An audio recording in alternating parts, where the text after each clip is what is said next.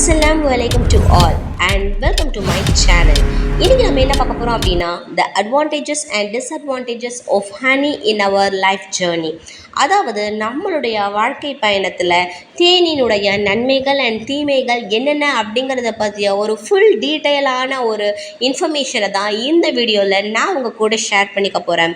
இந்த வீடியோ நீங்கள் கடைசி வரைக்கும் பார்த்தீங்கன்னா கண்டிப்பாக உங்களுக்கு இது ரொம்பவுமே யூஸ்ஃபுல்லாக இருக்கும்.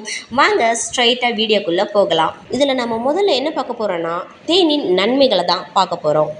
நம்மளுடைய அன்றாட வாழ்வில் தேனின் பயன்பாடுகள் என்னென்ன அப்படின்னா, இது மருத்துவ நோக்கங்களுக்காக பயன்படுத்தப்படுது, தீக்காயங்களில் பயன்படுத்தப்படுது, உணவு தயாரிக்க பயன்படுத்தப்படுது, இது நினைவாற்றலை மேம்படுத்தவும் உதவுது. ஒரு நாளைக்கு 2 டேபிள் ஸ்பூன் தேனை உட்கொள்வது ஆன்டி ஆக்சிடென்ட்கள், சிறந்த காயம் குணப்படுத்துதல் மற்றும் அலர்ஜி எதிர்ப்பு பண்புகள் போன்ற ஆரோக்கிய நன்மைகளை கண்டிப்பாக நம்மளுக்கு அளிக்கக்கூடிய ஒரு சிறப்பான ஒரு மருந்து அப்படின்னா அது தேன் அப்படின்னு சொல்லலாம். சூடான பாலில் தேன் கலக்கலாமா அப்படின்னா ஆமாங்க, கண்டிப்பாக கலக்கலாம். ஏன் அப்படின்னா பாலும் தேனும் சேர்ந்து ஒரு ஆரோக்கியமான கலவையை உருவாக்குது. பால் கால்சியம், புரதம், வைட்டமின் டி மற்றும் பிற அத்தியாவசிய ஊட்டச்சத்துக்களோட நல்ல ஒரு மூலமாக திகழ்கிறது. ஜலதோஷம், இருமல் மற்றும் சிறிய சுவாச பிரச்சனைகள் போன்ற சுவாச பிரச்சனைகளுக்கு ஒரு சூடான கப் பாலோட தேன் கலந்து உங்களுடைய சுவாச பாதைகளை உயர்வூட்டுவதோடு சளியை அகற்றக்கூடிய ஒரு நல்ல அருமருந்தாகவும் இந்த தேன் திகழ்கிறது. தேனின் ஆக்சிஜனேற்ற பண்புகளின் பயன்கள். அதாவது பச்சை தேனில் ஆக்சிஜனேற்றங்கள் நிறைந்து காணப்படுகிறது. இந்த சேர்மங்களின் கலவையானது தேனுக்கு ஆக்சிஜனேற்ற சக்தியை அளிக்கிறது. பக்வீட் தேன் இரத்த ஆக்சிஜனேற்ற குறியீட்டை அதிகரிப்பதாக நிரூபிக்கப்பட்டிருக்கு. இது ஒரு ஆக்சிஜனேற்றியாகவும் திகழ்கிறது. இது மாரடைப்பு, பக்கவாதம் மற்றும் சில வகை புற்றுநோய்களின் அபாயத்தை குறைக்கிறது அப்படின்னு சொல்றாங்க. இது ஆரோக்கியமான கண்களை பராமரிக்கவும் உதவுகிறது. ஆயுர்வேதத்தில் தேன் எப்போது சாப்பிட வேண்டும் அப்படின்னா, ஆயுர்வேதத்துடைய பண்டைய நூல்கள் பலவீனமான செரிமானம் உள்ளவங்களுக்கு தேன் ஒரு வரம் அப்படின்னு சொல்லுது. ஒரு ஸ்பூன் புதிய தேனை அரை எலுமிச்சை சாறுடன் ஒரு கிளாஸ் வெதுவெதுப்பான நீரில் கலந்து காலையில் முதல்ல எடுத்துக்கிட்டோம் அப்படின்னா மலச்சிக்கல் மற்றும் அதிக அமிலத்தன்மைக்கு சிறந்த தீர்வு அப்படின்னு சொல்கிறாங்க.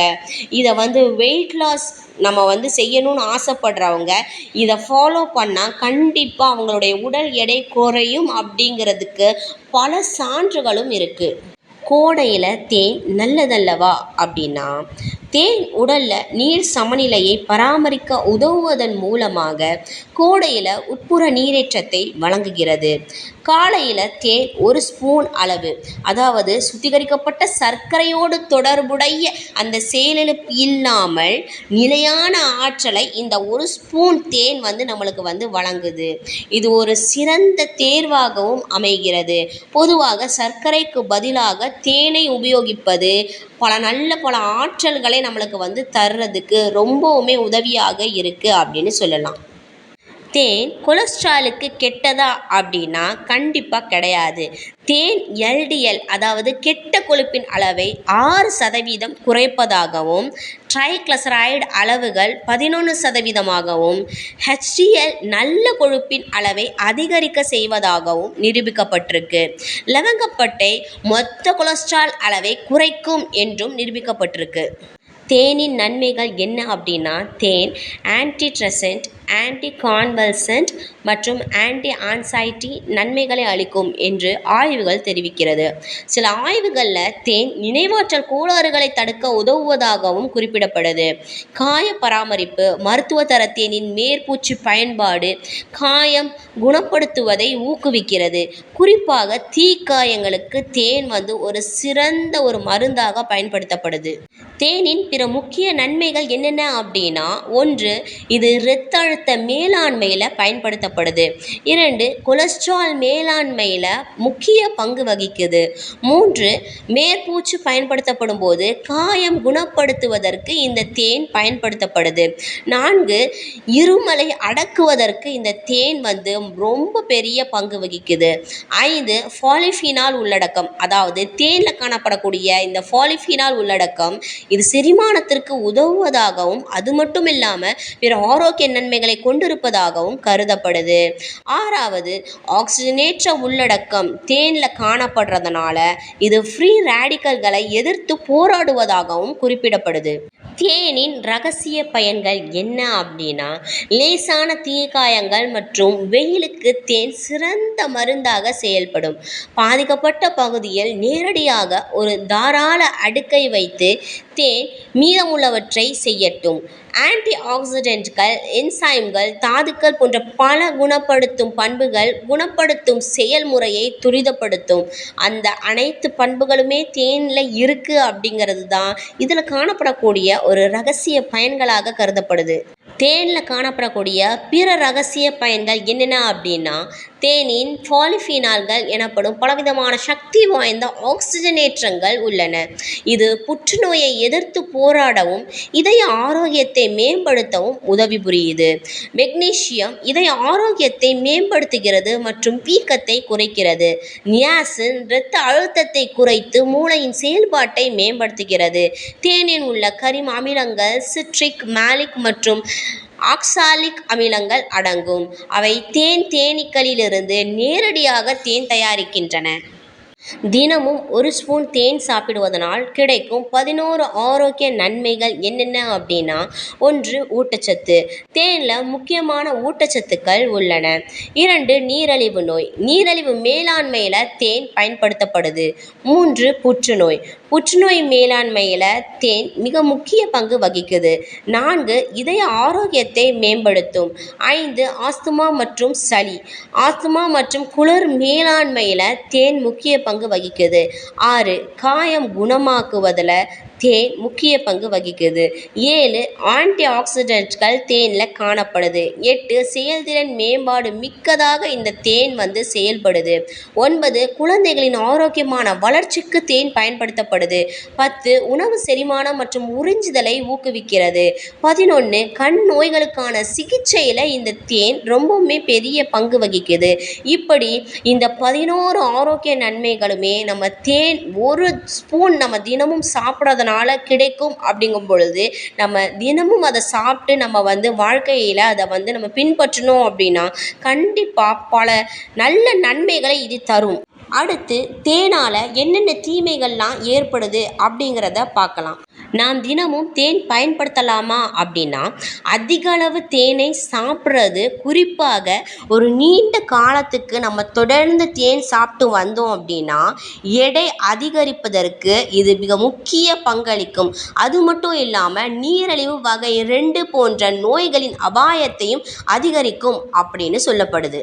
பச்சை தேன் பாதுகாப்பானதா அப்படின்னா, 12 மாதங்களுக்கு மேலே இருக்கிற பெரும்பாலானோருக்கு தேன் பாதுகாப்பானது தான். ஆனாலும் 12 மாதங்கள் மற்றும் அதற்கு குறைவான குழந்தைகளுக்கு பச்சை மற்றும் வழக்கமான தேன் உட்பட எந்த தேனையுமே சாப்பிட கொடுக்கக்கூடாது. தேன் நம்மளுடைய உணவு திட்டத்திற்கு ஆரோக்கியமான கூடுதலாக இருக்கலாம், ஆனால் அதையுமே நம்ம அளவாக தான் அனுபவிக்கணும். ஏன்னா இது இயற்கை சர்க்கரைகள் நிறைந்து காணப்படக்கூடியது அப்படின்னு சொல்லப்படுது. மூல உணவுகள் எப்போதுமே பாதுகாப்பாக இல்லை அப்படின்னா கூட பச்சை தேன் சாப்பிட பாதுகாப்பானதாக தான் கருதப்படுது. அதாவது 1 வயதுக்குட்பட்ட குழந்தைகளை தவிர மற்ற எல்லாருக்குமே பச்சை தேன் பாதுகாப்பானதாக கருதப்படுது. உண்மையில் மூலத்தேன் உள்ளிட்ட தேனில் குளோஸ்ட்ரிடியம் போட்டியுலினம் என்ற வித்து உருவாக்கும் பாக்டீரியத்தை கொண்டிருக்கலாம். இது குடல் போட்டியுலிசத்தை ஏற்படுத்துகிறது. பொதுவாக இது குழந்தை போட்டியுலிசம் என்றும் அழைக்கப்படுது. குடல் போட்டியுலிசம் முக்கியமாக 1 வருடத்திற்கும் குறைவான குழந்தைகளை பாதிக்கிறது. நாம் எப்போது தேன் சாப்பிட ஆரம்பிக்க வேண்டும் அப்படின்னா, ஒரு வயதுக்கு குறைவான குழந்தைகளுக்கு தேன் கொடுக்கவே கூடாது. ஏன் அப்படின்னா, குழந்தைகளின் போடியோலிசத்தை ஏற்படுத்தும் ஒரு வகை பாக்டீரியா, அதாவது குளோஸ்ட்ரிடியம் அப்படின்னு அழைக்கப்படக்கூடிய ஒரு வகை பாக்டீரியா தேன்ல காணப்படுது. குழந்தைகளின் போடியோலிசம், அதாவது தசை பலவீனத்தை இது ஏற்படுத்தும். மோசமான உறிஞ்சுதல், பலவீனமான அழுகை, மலச்சிக்கல் மற்றும் தசையின் தொனி குறைதல், அதாவது நெகிழுதல் குறைதல் போன்ற அறிகுறிகளுடன் குழந்தைகளிடம் அந்த போடியோலிசத்தை ஏற்படுத்தும். இதன் காரணமாக ஒரு வயதுக்கு கீழ் உள்ள குழந்தைகளுக்கு தேன் கொடுக்க கூடாது அப்படின்னு சொல்றாங்க. அதே சமயம் ஒரு வயதுக்கு மேல் உள்ள பெரும்பாலானோருக்கு தேன் பாதுகாப்பானதாக கருதப்படுது. தேனை நேரடியாக சாப்பிடலாமா அப்படின்னா, மக்கள் பச்சை மற்றும் வழக்கமான தேனை உட்கொள்றது பாதுகாப்பானது. இருந்தாலும் சர்க்கரைகள் சேர்க்கப்பட்ட தேன் வகைகளை தவிர்க்கிறது நல்லது. பச்சை மற்றும் வழக்கமான தேன் இரண்டிலுமே குளோஸ்ட்ரிடியம் போட்லினம் அப்படிங்கிற பாக்டீரியா சிறிய அளவு இருக்கலாம். இந்த பாக்டீரியா போடியோலிசத்தை ஏற்படுத்தும். இது உணவு விஷத்தின் அரிதான வடிவம் அப்படின்னு சொல்லப்படுது. தேனை எப்போது தவிர்க்க வேண்டும் அப்படின்னா, தேன் ஒரு வயதுக்குட்பட்ட குழந்தைகளுக்கு போடியோலிசத்தை ஏற்படுத்தும். இது ஒரு வகையான உணவு விஷமாக கருதப்படுது. குழந்தைகளுக்கு எந்த வகையிலுமே தேனை சேர்க்கவே கூடாது. சுடப்பட்ட பொருட்களை நம்ம சமைச்சாலும் கூட தேனில் சர்க்கரை இருக்கு அப்படிங்கிறதுனால அதை நம்ம மிதமான அளவில் தான் பயன்படுத்தணும். மகரந்த ஒவ்வாமை, அதாவது மகரந்தத்தால் உங்களுக்கு ஒவ்வாமை இருந்துச்சு அப்படின்னா நீங்கள் தேனை தவிர்க்கிறது ரொம்பவே நல்லது அப்படின்னு சொல்கிறாங்க. தேனை எப்போது சாப்பிடக்கூடாது அப்படின்னா, ஒருத்தர் அலர்ஜியால் பாதிக்கப்பட்டாங்க அப்படின்னா தேன் சாப்பிட்றதுல அவங்க கவனமாக இருக்கணும். தேன் ஒவ்வாமை ரொம்பவுமே அரிதானது தான். இருந்தாலும் கூட அது சில நபர்களுக்கு ஏற்படுது.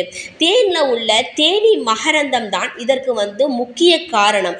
தேனி மகரந்தம் அப்படிங்கிறது தேனீக்களுடைய மகரந்தம் மற்றும் செரிமான நொதிகளின் கலவையாகும் அப்படின்னு குறிப்பிடுறாங்க.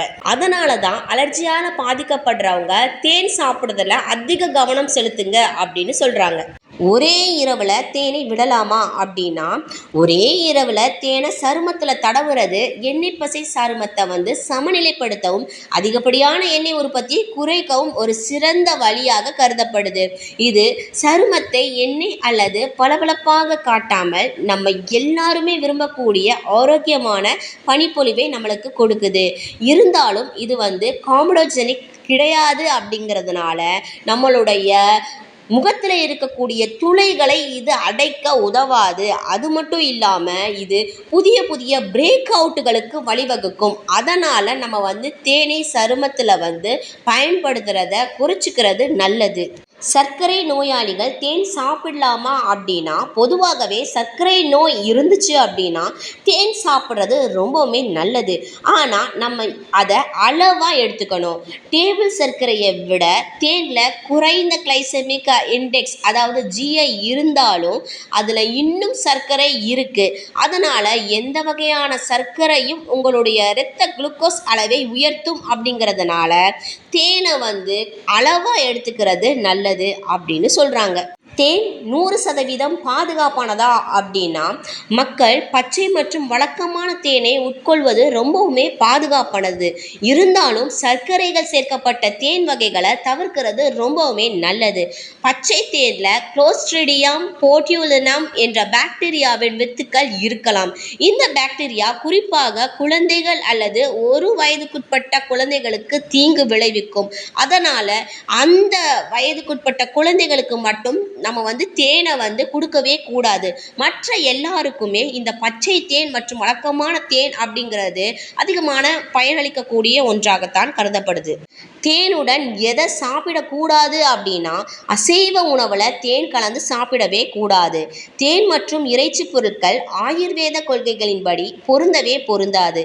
அது மட்டும் இல்லாமல் முரண்பட்ட குணங்களுடன் இருக்கக்கூடிய இந்த பொருட்களை இணைப்பது உடல்நல பிரச்சனைகளை ஏற்படுத்தும் அப்படின்னு சொல்லப்படுது. தேனுடன் என்னென்ன பழங்கள் எல்லாம் இணைகின்றன அப்படின்னா பழம் சுவை இணைத்தல், அதாவது ஸ்ட்ராபெரிகள், அவுரி நெல்லிகள், ராஸ்பெரிகள், ஆப்பிள்கள், பேரிக்காய்கள், ஆரஞ்சுகள் மற்றும் எலுமிச்சை மற்றும் சுண்ணாம்பு போன்ற சிட்ரஸ் பழங்கள் போன்ற பெர்ரிகள் தேனின் இயற்கையான இனிப்பை நிறைவு செய்கின்றன. இந்த பழங்கள்ல பல்வேறு அளவு அமிலத்தன்மை காணப்படுது. இது தேனின் இனிப்புடன் மாறுபட்டு சமநிலையையும் சிக்கலையும் சில சமயங்கள்ல அளிப்பதாக கருதப்படுது. எந்த வயதில் தேன் சாப்பிடலாம் அப்படின்னா குழந்தையுடைய முதன் பிறந்த நாளுக்கு பிறகு நம்ம எப்போ வேணாலும் தேன் சாப்பிட கொடுக்கலாம். ஆனால் ஒரு வயதுக்குட்பட்ட குழந்தைகளுக்கு தேன் இல்லைன்னா தேன் உள்ள எந்த பதப்படுத்தப்பட்ட உணவுகளையுமே சாப்பிட கொடுக்கக்கூடாது. அப்படி நம்ம கொடுக்கலனா தான் அந்த குழந்தைகளை பொட்யூலிசம் அப்படிங்கிற அழைக்கப்படக்கூடிய அந்த ஒரு வித நோயிலிருந்து நம்மளால் பாதுகாக்க முடியும். பொதுவாகவே சேர்க்கப்பட்ட சர்க்கரைகள் தேன் உட்பட முழுவதுமாக குழந்தைகளுக்கு தவிர்க்கிறது நல்லது அப்படின்னு சொல்கிறாங்க. பச்சை தேனால் என்னென்ன தீமைகள்லாம் ஏற்படுது அப்படின்னா பதப்படுத்தப்பட்ட தேனை மாதிரி இல்லாமல் பச்சை தேனில் சிறிய அளவு மகரந்த தானியங்கள் இருக்கலாம். இலக்கியத்தின்படி மகரந்தம் கொண்ட மூலத்தேனை நம்ம உட்கொண்டோம் அப்படின்னா அதுக்கப்புறமா ஒவ்வாமை எதிர்விளைவுகளின் வழக்குகள் நிறைய பேர்கிட்ட காணப்பட்டுச்சு.